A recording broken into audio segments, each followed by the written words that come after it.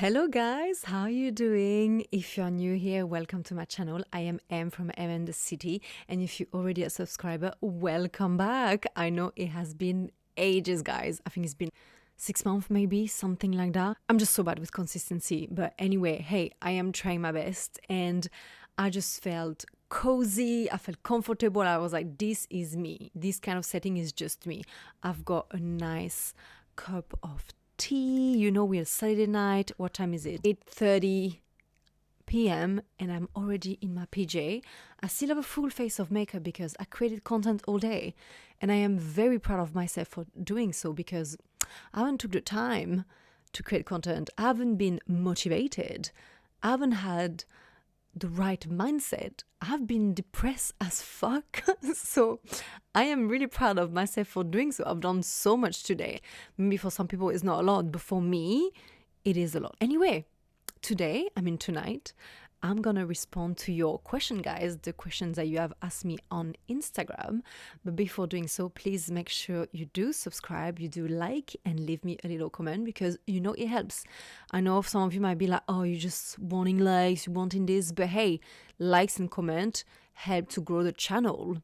So if you enjoy my content and you want me to keep the channel, give me a like then. Anyway, let's not waste any time. Grab yourself a cozy blanket, a cozy cup of tea, or coffee, or whatever you like, matcha, who cares? And let's get into the video. Okay, first question that we have is, hey, how are you? I am good. Thank you. I am so much better. I'm not going to say that I'm like 100%, like feeling great and amazing every single day.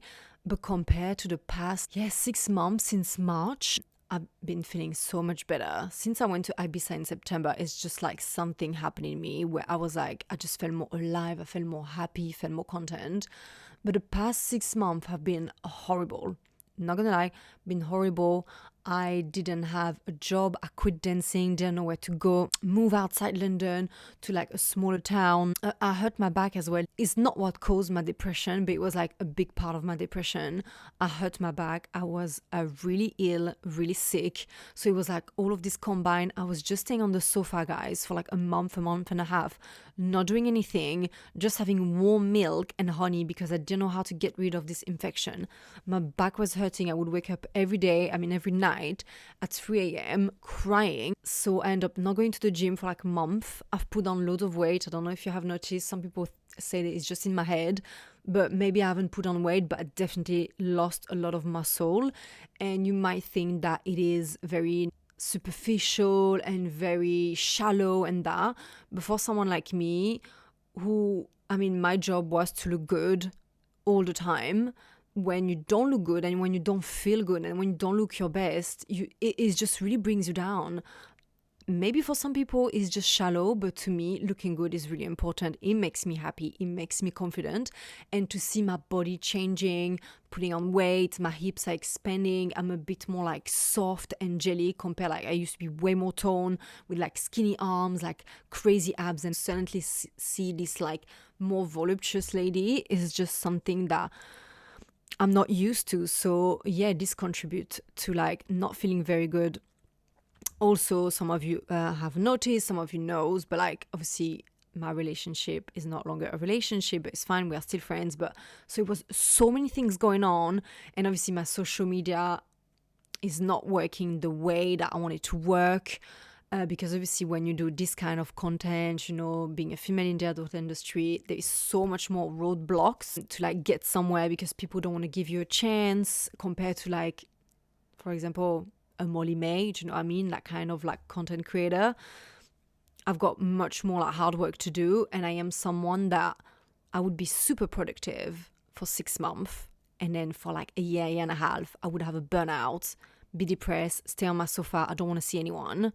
So it's really hard for me to keep a certain consistency, which is what you need in content creating. People don't realize the work that you have. behind the scenes, especially when you're on your own, when you don't have a PA, you don't have someone to edit your video, you don't have someone to do your marketing, you have to do everything on your own. When you're a big content creator, you've got so many people to help you. But when you're on your own, it is very demanding, it's very hard, and on top of that, you've got a job that you need to do to like pay your bills, obviously. So that was putting me down as well. I was like, what is the point? Do I carry on? I'm not carrying on. But then I would still bump into some of you on the street in London, or, you know, I would receive like DMs, be like, I love what you're doing. You've been so good on Light Bible.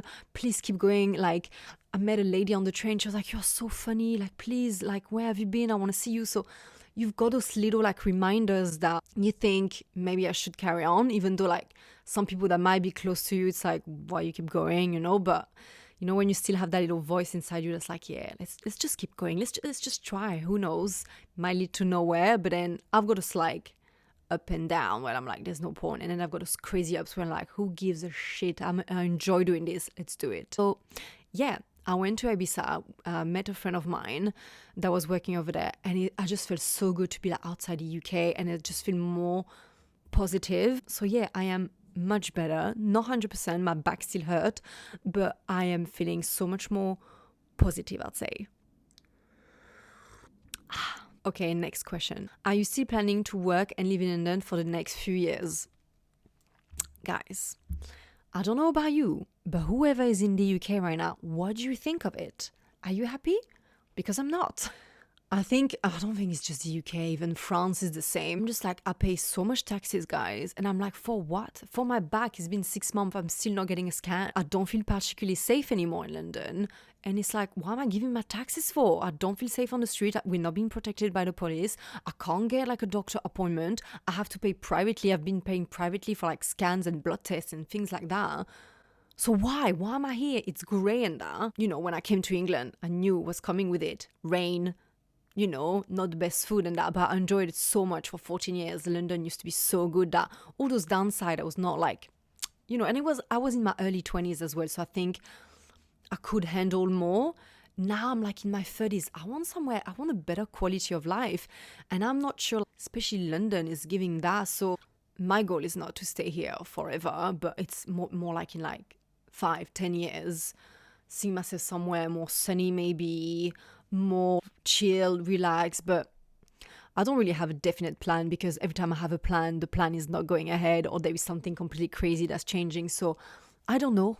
I really don't know. In my dream world, I would own a house in Richmond, but when is that going to happen? I don't know. It might never happen because Richmond is really expensive. But I think I would like a pied-à-terre. If you don't know what a pied-à-terre is like a base. I would like a base in England and London, because there is few months out of the year that I love being there, aka this month, September, October, November, December. I love being in the UK. I love being near London. I think it's so pretty. I love the cozy autumn here.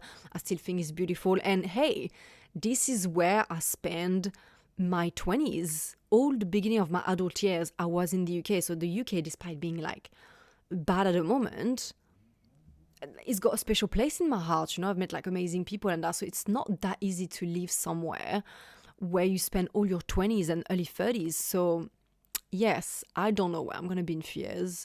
Hopefully I will have a house somewhere more hot. Maybe in France, in south of France or Corsica, who knows. I would love to have a house in France as well, in south of France, and a house here. Next question. On which project are you working on? So, at the time that this question was asked was a few weeks ago, right? It took me a few weeks to do this Q&A. At this time, my project was to buy a house. I was like, because I saw my dad in the summer, he was like, listen, if you buy somewhere not amazing in Ajaccio, in Corsica, buy somewhere cheap, I can do it up. So then you can rent it out or sell it for more money, right? So I was like, oh my God, I'm going to do that. Started to do all like, you know, the meeting with my French bank and all that. I'm like, I can buy a house, I can do it, you know, etc. But then it seems a bit more complicated than what it is, despite me being French, buying in France. And then my dad got some health issues now, and he cannot do any building works. So I can't afford to buy somewhere brand new in Ajaccio, Corsica. If you don't know, it's really expensive. I guess this project will come later on in my life when I'm fucking filthy rich and I can just enjoy my life. But for now, this project is not on anymore. Then I thought, why not buying in England? Come on, this is where I live instead of renting data. And then I started the whole process. I saw like a mortgage broker. And then I keep seeing the interest rate and I'm like, no, because I'm not even sure that I like where I am now. I'm not even sure I want to stay. So I'm like, why buying somewhere? So those projects, meh, out of the way. So right now, the only project that I have is to work on myself, my mental health, because I've got a crazy relationship with my head. I want to invest because I tried to go through the NHS and it's ridiculous, guys. I'm doing CBT therapy at the moment. I had 2 sessions. I thought the woman was talking to me like I'm a moron. So I think I need to invest in a private therapist, a private psychologist or psychiatrist even. I think I'm going to try to find a French one, so I think it's a bit better, So I want to invest in that. I want to invest to like multiple stream of income, my full-time work, my social media, and like other things. Like I really want to start investing my money. All those years, my 20s, early 30s that I was dancing, I didn't invest, I didn't save, I did none of that. Now I'm my project, I'm really thinking of my retirement. I don't want to retire at 60, 65, 70, fuck that. No, I want to enjoy my life. I want to retire at 50, 55 max. So that's my project, really trying to like see what I can do money-wise, invest in that. And yeah, just feel good. That's my main project. Feel good in my body, get my ass back to the gym, can't be bothered. Really nourish the current friendship that I have. Friendship are really important to me. My relationship failed, but we are still friends. I adore him. I love him despite us like bickering and arguing all the time. He's like my best friend. It just didn't work out because also I'm a very complicated person. Let's face it, I'm not here always blaming the man that I've been with. I am a complicated person. I'm hard to be with. So yeah, I just want to nourish my current friendship because friendship to me is so important. But I would also love to create a new friendship, have like a bigger group of friends, because I've got a tendency to isolate myself. So, and I don't want to bother people, so I don't speak to my friends about when I've got issues and that. I want to like do more things, like, I don't know, a retreat, like a yoga retreat, a pottery class, nourish myself of things that I've really enjoyed and stop being like tagging along because it's the thing to like go out and go for drinks and I can't be bothered to do this anymore. So really like listen to myself and do really the things that I enjoy, which are more like wholesome stuff now. So yeah. Stockings in your daily life. No, honey. My daily life is like big socks and pyjama. Sorry to disappoint. What keeps you passionate with your digital creator career? What keeps me passionate? I don't know what keeps me passionate because sometimes I don't have the passion for it anymore.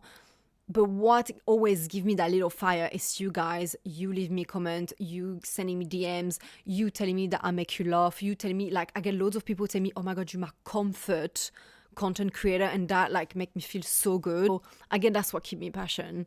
And I enjoy being behind the camera. I just enjoy talking, telling life stories, my life, other people's life, interviewing. That's my passion. Storytelling. I love it.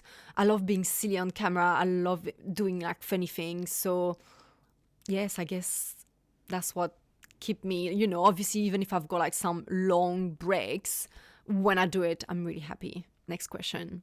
What currently inspiring you right now? Right now, what is inspiring me? I don't know what inspires me. I don't know what inspires me. Yeah, once again, it's just the people. The people inspire me to like keep going and just, if not any other silly things, it would be like trend of things that's going on in my life. So I guess now what inspires me, it's me being single again. So I love to do like funny things about being single because I'm a nightmare when I'm single. And still the adult industry inspires me to create. I still have so much to talk about. I would love to interview more girls. It's fine, I've talked enough about me.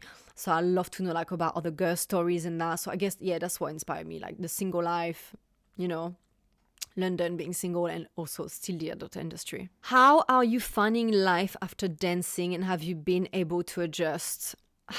Life after dancing, guys, is really hard. Extremely, extremely hard. I don't think no one is preparing you for this. It's so hard. The money is changing, your schedule is changing, your friendship group is changing, your whole perception of life is changing. It's such like a car crash. It's been a car crash for me. I went from like this traveling, making money, new clubs, meeting new girls all the time, and money, and that's this crazy thing always on the go, to meeting someone, moving outside London, countryside, quiet life. I was just like, whoa, what the fuck is this? But I think I needed it, my body needed it, but it was so hard, like really, really hard to adjust. So it's hard to adjust, but on the other side, I'm like, working nights again? Talking to men every night? Hell no. Fucking getting ready, full face of makeup every single day?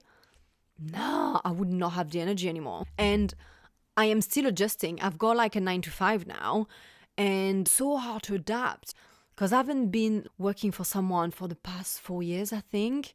So that's not even just something to do with dancing. That's just like going back to for someone. So it's quite hard to adjust. So yeah, I'm still adjusting bit by bit. And I think that's the reason I was so depressed and so sad, is because that adjustment in life, going from like a certain lifestyle to like a normal lifestyle, and it makes it hard, you know. And I'm always someone, I always have like fantasies in my head. I'm a big dreamer. I dream away, you know, and I never really dream everyday life like a normal life, you know. So, you know, I think when you're dancing, when you're like writing or you do something, you just feel a bit different to like other people. It's like, oh, I've got a secret life. Then when you've got like a 9 to 5, you're just like everybody else, which is nothing wrong with that. But to me, for my mind, it's just, it is like a slow burn, like a slow death, if that makes sense. If I'm not creative, if I don't do anything creative, there's nothing like spicy going on in my life, like a bit out of the extraordinary, I'm literally like slowly dying on the inside. So it's like how to find the right balance, because when I was doing like too many crazy things always on the go and that, I was too tired. I was like, this is not me either. So it's about finding the right balance. What are the 3 things that make you smile? Number 1, number uno, without hesitation, dogs. It's my dream, guys, to have a dog. I want a dog so bad. This year, my boyfriend's dog passed. He was 16-year-old. He was GSP, and I fell in love with that dog. Fell in love with it. I never loved a dog so much in my life. I miss him every single day. So yeah, dogs. Every time I see a dog, I'm just like, oh, my heart melts. I love dog more than I love human. The second thing that makes me smile, food. I love eating. I love eating so much. A bit too much, by the way. And because I'm not dancing anymore, it's not like I can eat the way I used to eat when I was really lucky. I was a skinny mini because I was dancing, but I could eat whatever I want, and that's not the case anymore. But yeah, I love food. Third thing that makes me smile, just funny things. I love to have a good laugh. I love to be silly, have a good laugh with a friend. But I guess that's not what makes you smile. But yeah, it does, you know, I guess that's what makes me smile. So yeah, next question. What are your non-negotiables when it comes to men? Okay, let me have a sip. Non-negotiable. Ha! There is too many. What is it? Oh no, I'm not limited. Oh my god. Damn. Non-negotiable. Hygiene. Hi fucking gene. Brush your teeth. Wash your hands. Clean after you go to the bathroom. Do you know what I'm saying? Hygiene. Is it too much to ask? You men ask for so much with women. You can't even fucking brush your teeth. Like, seriously. Hygiene. Number 2. Funny. I cannot go out with someone that's not funny. You need to be funny. You can be the most like good looking guy. You can have money. You can take the lead. But fucking hell, if you're a dead ass and I can't laugh and I have to be serious, I'm a very serious person. I'm as serious as I am non-serious. Does that make sense? Yes. I am a very, very silly person. Once I'm comfortable, once I know someone, very silly. So you need to be silly. If not, fucking hell, no, I can't. Come on. Hygiene, silly, funny. Can keep a conversation. I don't want to date someone dumb. Like, I'm sorry, I need to be stimulated. I am not book smart, by the way. Like, don't ask me about politics and things like that. But I am curious. I will ask questions all the time. If you can't sit down in front of me at dinner or a drink and ask me the question back, no, there is no point then, okay? Fucking hell, simple principle. Ask people fucking question. And that's also work with your friends and that. Ask fucking question to people. Is it too much to ask? So yeah, someone intellectual with work and learn things that ask question in return, you know? And in non-other negotiable. Oh yeah, social media, Instagram, all that crap. If you're on social media, it's a no for me. Like, if you've got more, as a man, if you've got more than like 200 people that you follow, big no. If I scroll your fucking following list and it's just girls, model, OnlyFans, no, forget. No chance. I would love a guy that's non-social, that's like, no, I'm too old for this. Like, what the fuck is that? No, I would love that. So yeah, not a social media guy that's gonna say, do you want to take pictures together? Like, or like, oh, can you film me, darling? Like, let me pose and that. Am I with my girlfriend or am I with my man? You know? So yeah, that's non-negotiable. Any other negotiable? Generous. I'm not saying rich, I'm saying generous. For example, my now ex-boyfriend was generous, okay? Not rich at all, but he was generous in his action, even if he didn't have like a crazy big salary, he was still generous with his money. Some guys are so stingy, man. Like, no, if you're not generous, if you don't like to share, if you don't like to spoil, no. And I'm not talking about spoiling like designer shit, I'm not interested in that. But you know what I'm saying, I don't need to explain that. So yeah, you need to be generous. Another non-negotiable. If you like a party animal and you're out every day, every weekend with your lad, drinking, taking other thing, no. I can't, you can't change people. I'm not here to change someone. So no, someone that's like done all that and that's just done with it. If you still want to go out and do things, no, it's a no for me. So yeah, those are like, I think, non-negotiable in men. Who is the person you hate the most from Zara? Okay, I used to work at Zara like 100 years ago. You know who I hated the most? The general manager. So you have, because I was a visual merchandiser, right? So I was like the little person putting things in the shop. We used to place the thing, obviously according to a plan and according to people above us, right? And so those people, they were like area manager. They would go to like all the Zaras. And oh my God, I've never met people so rude in my life. Rude as F. Next to that, the men at the strip club are angels. Rude, not speaking English in front of you, all of them speaking Spanish when you don't understand anything, talking to you like you're not there. Yeah, can you ask her to do this when I'm right next to the person? It's like, I'm here, you can ask me. So rude. You do like overnight sometimes. You meant to finish at like 6, 7 a.m. They make you stay until 9, 11 a.m. Not being paid. It was horrible. Those area managers, disgusting people with disgusting behavior that think they work for Dior or like saving life. Hated those people. Do you still have your same boyfriend? I guess you guessed by now. No, but we still live together for now and we're still friends. How are you finding living outside of London? Do you miss city life? Once again, it's such like a hard adjustment. The thing is that I could not live in London anymore, but I miss the how do you say, the convenience. Oh my God, you can get anything at whatever time in London. You have like dance classes, you've got everything you need. You've got it in London. When you're outside London, you need a car to like get around all the other small town that would accommodate you for like different things. When in London, it's like all in one thing. So that's what I miss about London. But I don't miss the crowd. I don't miss the busy weekend. I don't miss the fucking tube. I don't miss all of that. Like being sardines at like 8 a.m. Like, ugh. I don't miss that at all.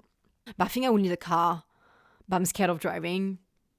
So yeah, complicated. I don't miss London now. Have you ever considered owning or managing your own club? You have all the experience and knowledge. Owning a club, never. I don't want to own anything. I don't want to own any like physical business. It's so much work. It's so much risk. Never. I will never own a strip club. I would not like that. Managing one? Not either. I still work in the industry though, but I would not want to like manage people. I'm not a manager kind of person. No, I would not like that. You've met many nationalities who have good and who have bad or no sense of humor. I don't know, because we're talking about like, I don't know, are you talking about the strip club people that I've met? Because that's just men. I would just say that like Nordic countries are very dry. So like, I love them though, because it makes them very polite and that. But for example, like people from Finland are very dry. German as well, very dry. It's very particular humor, but very polite, very nice. But yeah, I don't like the French sense of humor as well. Like guys would think that he's flirting with you by insulting you, like in a very sly way. You know, for example, it's like, you've got a bit of cellulite and they think it's funny, they think that's flirting with you. But yeah, French men are the worst. So yeah, French sense of humor, I'm not a fan. You're French, does that mean you have a rebellious streak in you? Yes. I'm naturally angry. I naturally want to like justice for all, you know? It's in me. Would you like a particular hobby but you can't be bothered to do it or learn it and what it is? I have many hobbies that I can't be bothered or I started. That's the thing. Every morning I change who I want to become. One day I want to be an actor. One day I want to be a presenter. One day I want to be a stripper. One day I want to fucking own a farm. I'm not even fucking joking. One day I want to be a mom. Like there's so many things that I want to be that I change my personality like a million times. There's so many hobbies that I would like to do. I started pole dancing many times. I never pursue it, even though I think it's beautiful. I love it. It's so hard. Acting is the same. I'm so like good at loads of things, but not excellent. Does that make sense? I never excel in one thing. I just got so many hats. Any other hobby that I want to start? No, because I've started any hobby that I wanted to do, but I just never pursue. So like, yeah, acting, dancing. I want to start hiking now. That's my new hobby. I'm like, oh, I want to be outdoor. I want to be an outdoor girl. So yeah. Theoretically, you should be fabulously rich by now. I wish. How are you going to make this happen? Theoretically, I would like to understand why. I guess this person is saying that because I'm out there, I'm on socials, I've been a dancer, and like that. The thing is that I think sometimes people to become like famous or to gain a certain things, they would just like do whatever it takes, and I've not done that. There's still things in the back of my mind like, no, I can't do this, or I can't step on anyone's toe, or I'm not ready to sleep with that person, you know? So I used to be much more like a hustler. I was ready to do anything, but I'm not like that anymore, and I want to keep certain morals. I'm not saying that I'm an angel, that I've not done things to like get certain things, not that, but not to an extreme. I know some people that are like ready to do whatever, look ridiculous on social media, say whatever, sell whatever product, even though they don't believe in that product. Do you know what I mean? And I'm not ready to do that. I'm not ready to take the piss out of people. So I guess it takes a bit longer. Only if I could tell you some stories, but I can't tell. I've met some famous people. I've met some managers, internationally known managers and that. But when you don't give them what they want, you don't get anywhere. So yeah, I guess it will take longer. How am I going to do? I don't know. I'm just letting life happen and we will see. Also, I believe that there's always a trend happening, right? So for example, you take the 90s, 2000, it was more like Britney Spears, Christina Aguilera, Pamela Anderson, the Playboy Mansion, all these things. I think if I was my age in this era, maybe I would have way more chance to succeed.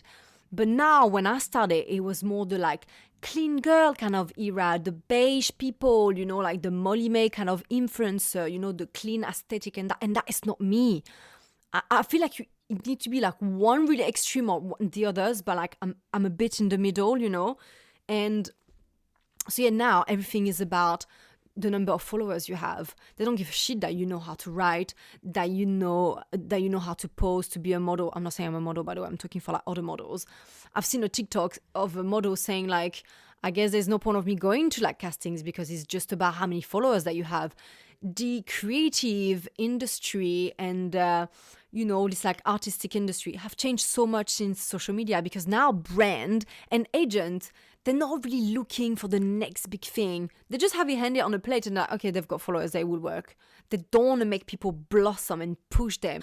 So it's not even about your talent and like how interesting your story could be. It's just whoever is blowing up on social media and that's it.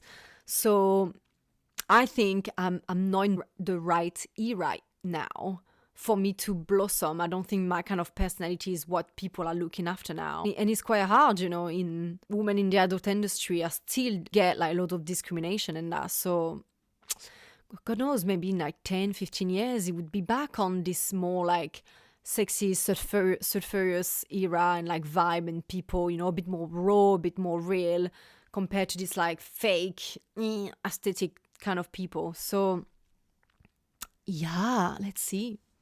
Anyway, guys, thank you so much. That was all the question for today. Morning, guys. I just woke up, just coming back on the video because my battery died last night, so I didn't have the time to say goodbye properly. So Thank you for watching this video. Please make sure you do subscribe, like, and comment.